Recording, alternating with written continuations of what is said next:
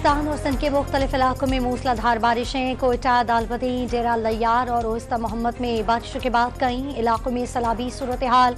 कच्चे मकानात मुनहदम। दालबदीन कोटा शाहरा सैलाबी रैली में बहने से मुतादिद गाड़ियां फंस गईं। लाड़काना, शदादकोट, रुतडेरो, नोटडेरो, मोहनजोदाड़ो में भी तूफानी बारिशें।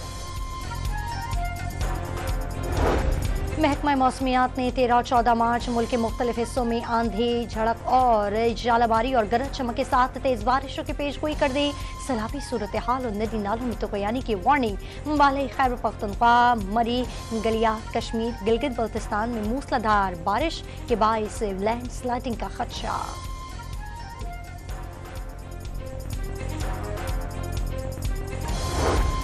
नौ रुकनी सिंध काबीना ने हल्फ उठा लिया। गवर्नर हाउस में तकरीब हल्फ बर्दारी। नौ मुंतखब वज़रा में शर्जील मेमन, सईद गनी, नासिर हुसैन शाह शामिल।